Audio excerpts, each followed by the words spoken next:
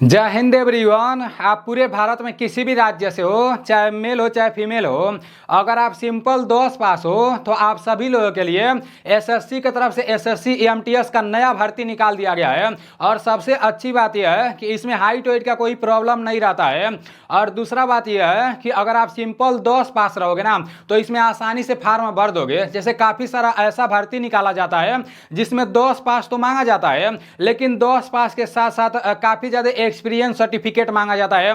किसी में आईटीआई का सर्टिफिकेट मांगा जाता है, किसी में टाइपिंग मांगा जाता है। लेकिन इसमें इस भर्ती में ऐसा कुछ भी नहीं है, ठीक है ना। तो मन में डाउट रहता है ये जो एसएससी एमटीएस का भर्ती होता है तो इसमें वर्दी मिलता है कि नहीं मिलता है। सारी चीजें मैं आप लोगों को इस वीडियो के माध्यम से बताने वाला हूं। एक बात और मैं आप लोगों को बता दे रहा हूं, इसका जो पेपर होगा ना तो पेपर को आप लोग को अच्छे से समझना है। जैसे निगेटिव मार्किंग है भी और नहीं भी है, ठीक है ना, दोनों है। तो कहां पर निगेटिव मार्किंग है और कहां पर निगेटिव मार्किंग नहीं है, वो सारी चीजें मैं आप लोगों को इस वीडियो के माध्यम से बताने वाला हूं। और जितने साथी अभी तक मेरे टेलीग्राम चैनल में नहीं जुड़े हो तो पता नहीं किस दुनिया में जी रहे हो यार। मेरा टेलीग्राम चैनल नीलेश ब्लॉग के नाम से है, उसका लिंक मैं डिस्क्रिप्शन में भी दे दूंगा और फर्स्ट कमेंट में भी दे दूंगा।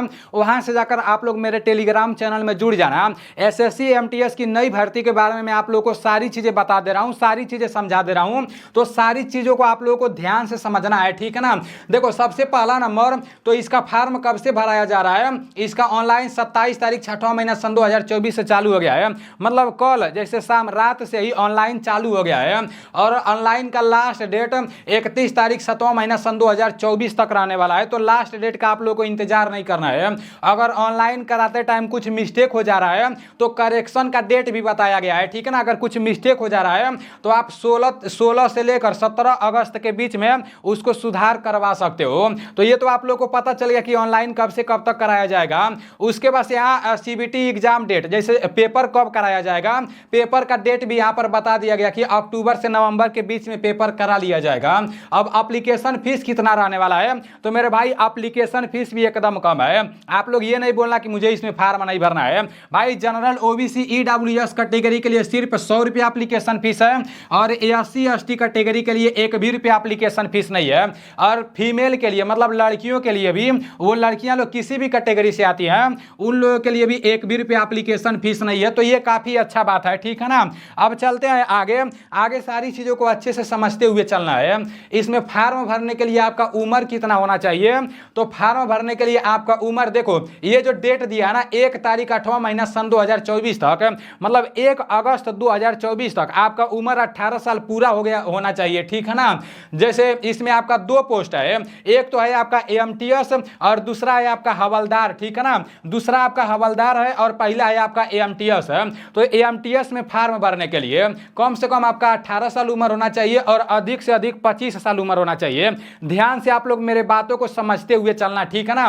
सारी चीजों को समझ लेना है। फार्म आप एक ही बार भरने जाओगे, वीडियो आप एक ही बार देखोगे तो सारी चीजें अच्छे से समझ जाओगे, ठीक है ना। ऐसा नहीं है कि ये भर्ती रोज रोज आएगी, बाद में ये वीडियो देख लोगे पहले फार्म भर ले, ऐसा नहीं सोचना है, ठीक है ना। तो आपका कम से कम 18 साल उम्र होना चाहिए और अधिक से अधिक 25 साल उम्र होना चाहिए। और एमटीएस में फार्म भरने के लिए जो आपका एज काउंट होगा ना वो भी यहाँ पर बता दिया गया है। मतलब 2 तारीख 8वां महीना सन 1999 से लेकर और 1 तारीख 8वां महीना सन 2006 के बीच में आपका डेट ऑफ बर्थ रहेगा। तो आप एसएससी एमटीएस में फार्म भर दोगे। इसका काम क्या रहता है वो आगे मैं आप लोग को बताऊंगा। वर्दी मिलेगा या नहीं मिलेगा वो भी मैं आप लोग को बताऊंगा, ठीक है ना।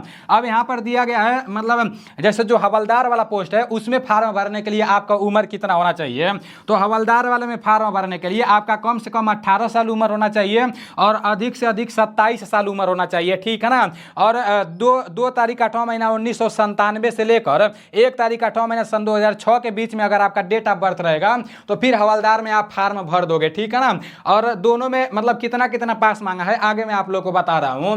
जो लोग एससी एसटी कैटेगरी से आते हैं तो उन लोगों को उम्र में 5 साल का छूट मिल जाएगा।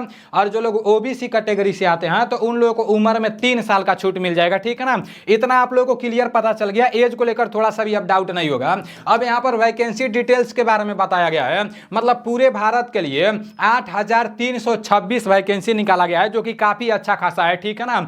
8,326 वैकेंसी निकाला गया है। इसमें टोटल आपका 2 पोस्ट रहने वाले हैं, ठीक है ना। पहला तो आपका रहेगा एएमटीएस, जिसका एएमटीएस का फुल फॉर्म होता है मल्टीटास्किंग स्टाफ होता है, ठीक है ना। तो इतना आप लोगों को पता होना चाहिए। और दूसरा जो आपका पोस्ट है वो आपका हवलदार है, ठीक है ना।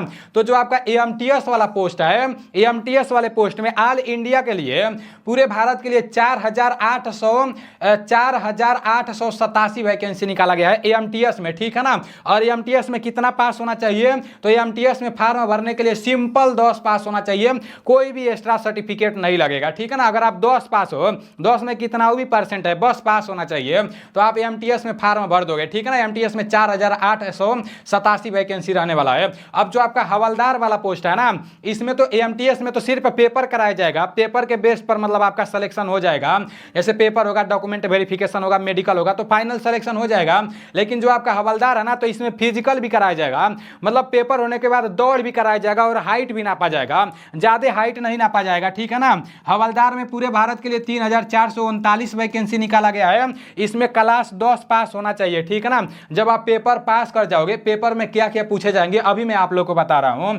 जब हवलदार वाला पेपर पास कर जाओगे तो इसमें लड़कों को 1600 मीटर दौड़ाया जाएगा, ठीक है ना। और 1600 मीटर दौड़ाने के लिए 15 मिनट भाई दौड़ाएंगे सबका। अगर सूत कर चलोगे, लेट मेट कर चलोगे ना, तभी 15 मिनट में 1600 मीटर मतलब पार कर जाओगे, ठीक है ना। जैसे फीमेल के लिए 1 किलोमीटर का मतलब जैसे दौड़ाया जाएगा या चलाया जाएगा और 20 मिनट का टाइम मिलेगा। तो दौड़ में तो कोई प्रॉब्लम नहीं होना चाहिए।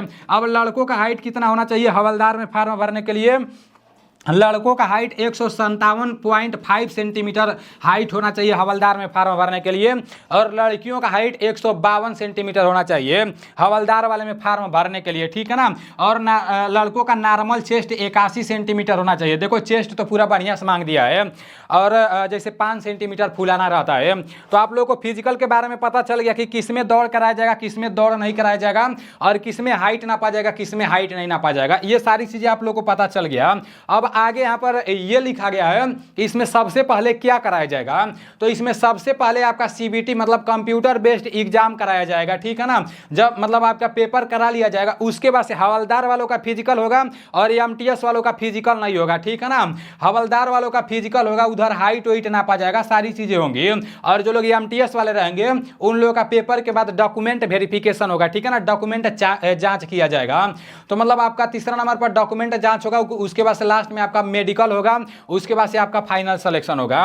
अब पेपर में क्या क्या पूछे जाएंगे ये आप लोगों को जानना बहुत जरूरी है, ठीक है ना, क्योंकि सब कुछ तो यही है। पेपर में जैसे आपका दो यहाँ पर 2 भाग में आपका पेपर होगा, ठीक है ना।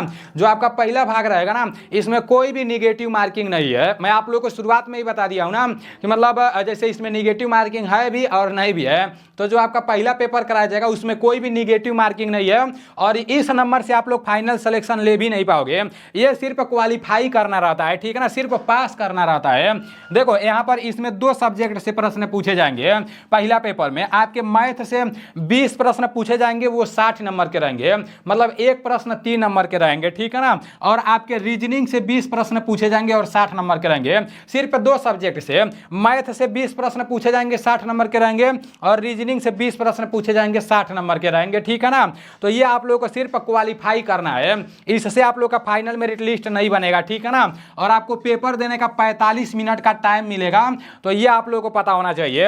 अब जो आपका दूसरा भाग में जो दूसरा वाला आपका पेपर होगा, तो इसमें आपका 1/3 का निगेटिव मार्किंग रहेगा, ठीक है ना। यहाँ पर आपका जनरल अवेयरनेस से मतलब वही आपका जीके से आपका 25 प्रश्न पूछे जाएंगे 75 नंबर के। दूसरा जो पेपर होगा उसमें निगेटिव मार्किंग रहेगा और 25 प्रश्न पूछे जाएंगे जैसे जीके से, और इंग्लिश लैंग्वेज से आपका 25 प्रश्न पूछे जाएंगे, ठीक है ना। और इसी से आपका फाइनल मेरिट लिस्ट बनेगा और भी पेपर देने का 45 मिनट का टाइम मिलेगा। अब जो प्रश्न पूछे जाएंगे ना वो प्रश्न यहीं से पूछे जाएंगे। इसका सिलेबस भी इसके ऑफिशियल वेबसाइट पर दे दिया है, तो यही सारी चीज़ें देखकर आप लोगों को पढ़ना है। कुछ साथी लोग हमसे पूछते रहते हैं कि भाई मैं किस किताब से पढ़ूं, मैं कहाँ से पढ़ूंगा तो सही रहेगा। मेरे भाई आप जहाँ से भी पढ़ रहे हो वहाँ से पढ़ना, लेकिन यही चैप्टर पढ़ना, ठीक है ना। अगर किसी भी भर्ती का तैयारी कर रहे हो तो उसका ऑफिशियल सिलेबस देखना और सिलेबस में जो जो चैप्टर होंगे ना वही चैप्टर पढ़ना। कहीं से भी पढ़ोगे ना मतलब उसी चैप्टर से प्रश्न पूछे जाएंगे। तो ये सारी चीज़ें आप लोग देख लेना। जैसे मैथ का यहाँ पर दिया है, यहाँ पर रीजनिंग का दिया है, यहाँ पर जीके का दिया है, तो इसमें जो चैप्टर का नाम लिखा गया है ना वही आप लोगों को पढ़ना है।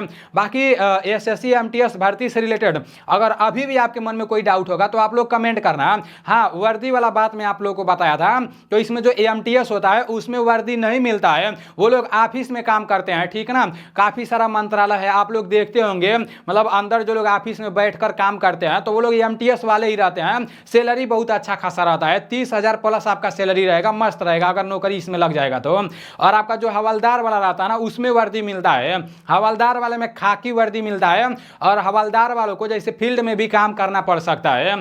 तो ये है इसका बात। और हवलदार वाले में हाइट भी मांगा गया है, दौड़ भी मांगा गया है, तो आप लोग को ये पता ही होगा जिसमें हाइट मांगा जाता है, दौड़ मांगा जाता है, तो उसमें वर्दी जरूर मिलता है। तो सारी चीज़ें मैं आप लोग को समझाने का कोशिश किया हूँ। अगर आपके मन में अभी भी कोई डाउट होगा तो आप कमेंट करना, उसको मैं बताने का कोशिश करूँगा। चलो ठीक है, मिलते हैं अगले वीडियो में। जय हिंद, वंदे